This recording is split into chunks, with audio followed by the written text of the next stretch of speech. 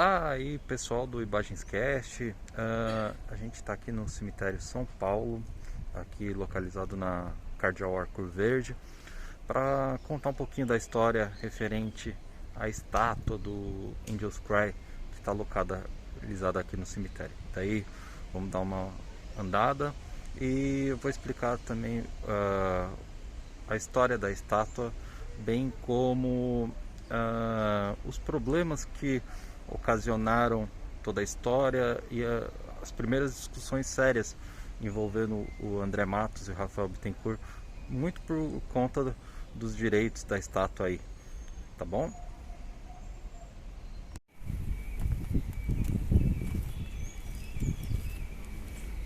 Você vê que a estátua ela fica localizada bem aqui no início do cemitério.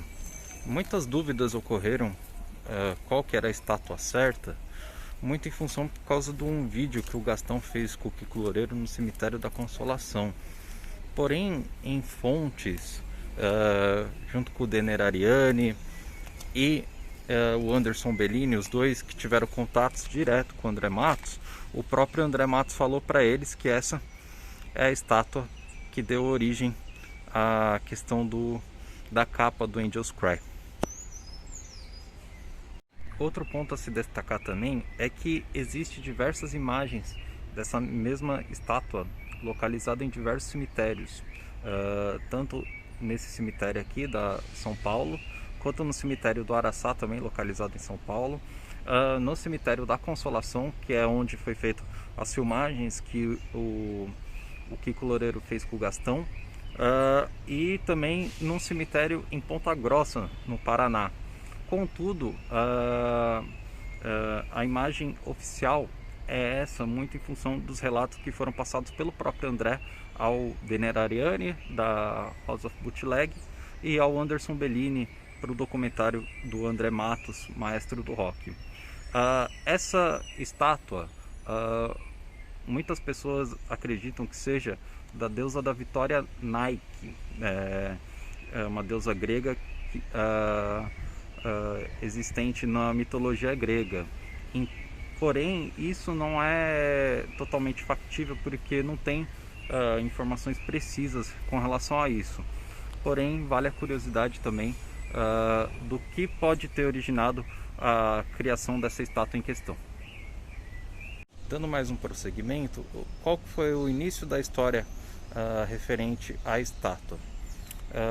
O Rafael Bittencourt ele tinha um conceito para o disco em si, muito por conta da sua predileção por anjos e tudo mais, para a capa do Angels Cry ser um anjo, muito em função para contrastar as capas de discos de banda de heavy metal que sempre eram demônios, caveiras e tudo mais. Aí ficou a incumbência do André Matos buscar imagens de anjos que pudessem servir de inspiração para que se tornasse a capa do disco. Então ele foi em alguns cemitérios da cidade e tirou as fotos e localizou essa estátua aqui, que se tornou a referência que foi passada para o Alberto Torquato. O Alberto Torquato ele foi a pessoa responsável por desenhar a capa do disco. O Alberto ele já fazia capas para diversos discos da Rock Brigade, as capas dos discos do Viper, o Soldiers of Sunrise, o Theatre of Fate e o Evolution foram feitas por ele, e ele ficou na incumbência de fazer a capa para o primeiro disco do Angra. Aí o André passou as informações das fotos que ele tirou dessa estátua, e o Alberto fez aquela brilhante capa que todo mundo conhece pelo mundo. Aí vem o problema que gerou a primeira briga séria entre André e Rafael, que foi por conta dos direitos de quem teve a ideia da arte. Se vocês forem reparar bem, na capa nos créditos do disco do Angels Cry, os direitos da arte em si da ideia, né, de quem teve a arte foi do André Matos. Porém, quando o Rafael viu isso, ele ficou muito chateado, muito bravo mesmo com o André, porque ele que tinha tido a ideia dos anjos e tudo mais. E acabou tendo uma primeira briga muito séria entre os dois, muito por conta dos direitos de quem tinha sido responsável pela ideia e tudo mais. O André alegava que foi ele que tinha ido atrás, o Rafael alegou que tinha sido ele até a ideia da questão dos anjos.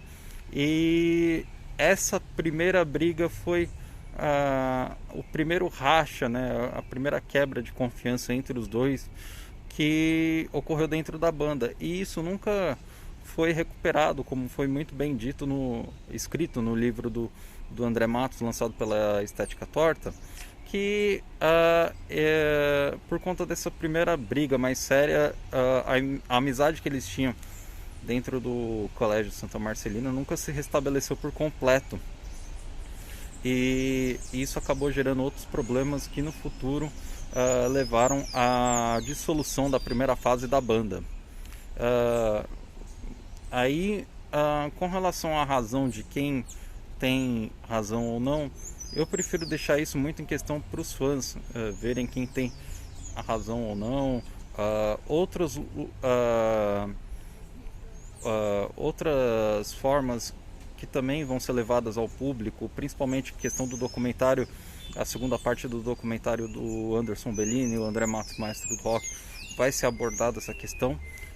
Enquanto isso, aqui o Imagens mostra um pouco do que essa estátua localizada aqui no cemitério São Paulo, na Arco Verde, trouxe, né, que foi uma imagem icônica para o heavy metal brasileiro. Bom, é isso aí, pessoal do Imagens Cast. Eu espero que vocês tenham curtido, tanto quanto eu curti vir aqui.